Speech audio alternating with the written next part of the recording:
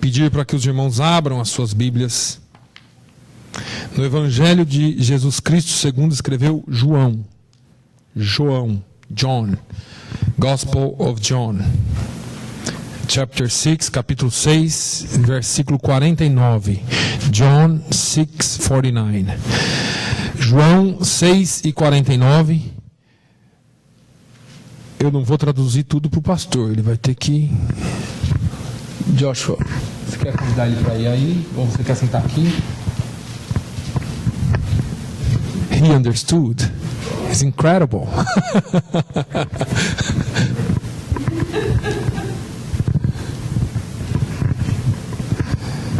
Daqui uns dias nós vamos ter que ter já aqueles negocinhos, alguém traduzindo simultâneo. Vamos ter tanta gente sentada aqui.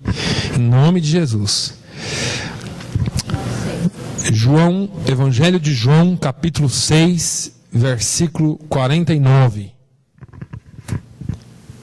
João 6:49. Eu quero, antes de ler essa passagem, dizer para vocês que o capítulo 6 de João é autoexplicativo.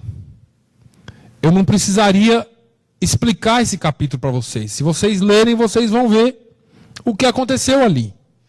Mas eu quero nessa manhã ainda trazer alguma coisa que Deus colocou no meu coração. E eu louvo a Deus porque essa manhã mais uma vez eu fui encorajado a continuar, a prosseguir, porque eu sei que Deus fará grandes coisas no meio de nós. Eu sei que Ele vai fazer. Eu sei tanto quanto eu estou vendo você, tanto quanto você existe na minha frente, eu sei que Deus fará grandes coisas em nosso meio. Porque Ele é fiel e a sua palavra não falha. João 6:49 diz: vossos pais comeram o maná no deserto e morreram. Quando eu leio esse versículo, se nós não lermos todo o capítulo, parece que ele é até meio estranho. Mas eu quero levar você para essa história hoje. Eu não sou um contador de histórias, mas eu quero trazer algumas coisas que Deus falou claramente ao meu coração. Durante essa semana, enquanto eu li a palavra de Deus, Jesus estava aqui pregando em Cafarnaum. E uma multidão chegou. Não uma multidão de Cafarnaum, mas uma multidão que já seguia Jesus. Eles ficaram sabendo que Jesus estava do outro lado do lago. E eles atravessaram o lago da Galileia para chegar onde Jesus estava. Ou seja, fizeram um grande esforço para chegar onde Jesus estava.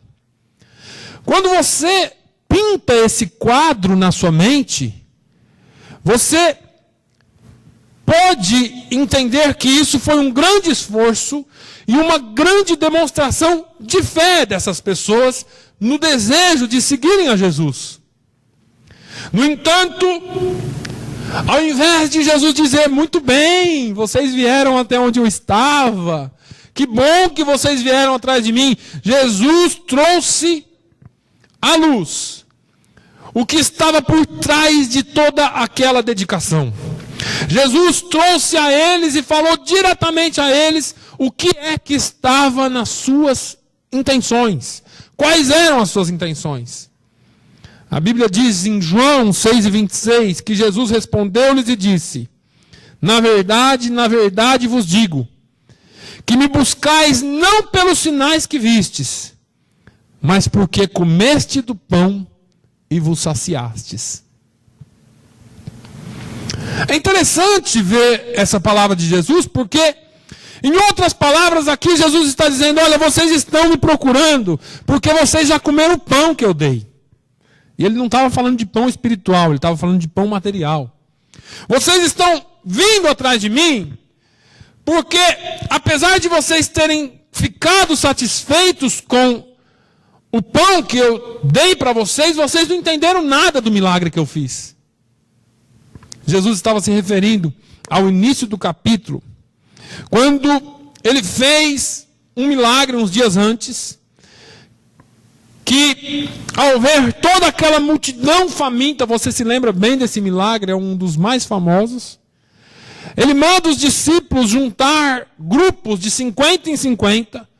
Pergunta se alguém tinha alguma coisa de comer e o menininho traz o quê? 5 pães e 2 peixinhos. E aí Jesus divide para toda aquela multidão. E a palavra de Deus diz que 5.000 homens, fora mulheres e crianças, foram alimentados. O povo então estava diante de um Jesus que havia feito um milagre. E Jesus com isso queria demonstrar a eles que ele havia alimentado a multidão assim como Deus havia alimentado a multidão no deserto. Jesus estava dizendo, olha, eu sou o mesmo Deus que alimentou os seus pais lá no passado, viu? E agora eu estou alimentando de novo aqui. Jesus, então, vê um povo que ficou maravilhado. E eu acredito que todos nós ficaríamos. E naquele dia, e a partir daquele dia, eles queriam pegar Jesus e proclamá-lo rei dos judeus. Não um rei em seus corações, mas um rei que se assentasse no lugar de Herodes e reinasse naquele tempo. Aquele povo tinha uma necessidade material muito grande. Eles queriam um rei que reinasse com justiça, que alimentasse os famintos, mas eles não estavam entendendo o porquê que Jesus havia vindo. Eu abro aqui um parênteses para dizer que, da mesma forma, até hoje, muitos ainda não entenderam a real razão por que Jesus veio. Muitos ainda ficam em busca de um Jesus que possa lhes dar coisas, lhes dar milagres, mas não estão atrás de um Jesus que transforma e pode mudar o destino e o rumo das suas vidas. Era este povo que não estava compreendendo o porquê da vinda de Jesus e o porquê dos seus milagres, que veio procurá-lo em Cafarnaum. Foi esse mesmo povo que não entendeu nada do que Jesus estava dizendo, que veio a Cafarnaum porque eles tinham a expectativa, a esperança de que Jesus pudesse lhes providenciar alimento material de novo. Pois afinal de contas, no deserto, o maná caía todo dia.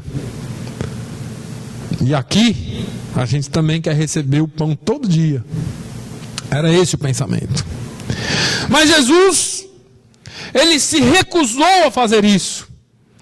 E ele então usa essa expressão, olha, os vossos pais comeram o maná no deserto e morreram. E eu fico pensando o que Jesus queria dizer com isso.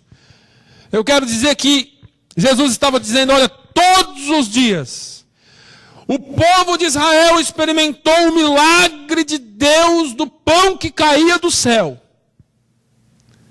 E mesmo assim, eles pereceram e morreram no deserto.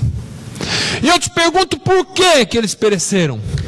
Por que o povo de Deus, que recebia o milagre direto do céu, o pão que caía direto da padaria de Deus, morreu? Por que eles não ficaram? Deuteronômio 1, a partir do versículo 26, a Bíblia diz que eles murmuravam, porque eles foram idólatras, porque eles foram rebeldes, porque eles foram incrédulos, porque eles se prostituíram, porque eles foram ingratos e não se arrependeram. Irmãos, será que eu estou falando alguma coisa de lá, de muito tempo atrás? Você não vê esse retrato na igreja hoje? Agora há pouco aqui nós falamos sobre Davi perguntando o que darei eu ao Senhor por todos os seus benefícios que Ele tem me feito. E hoje dentro da igreja nós vemos povo murmurando, idólatra, rebelde, incrédulo, prostituindo, ingratos, pecando das mais diversas formas. Eu sei e admito que todos nós somos um pouco hipócritas. E quando você diz isso, você fala assim, pastor, o que é isso? Não. Todos os domingos nós vemos a igreja, pregamos o que Jesus pode fazer e o que Ele quer que nós façamos, e mesmo assim a gente continua errando.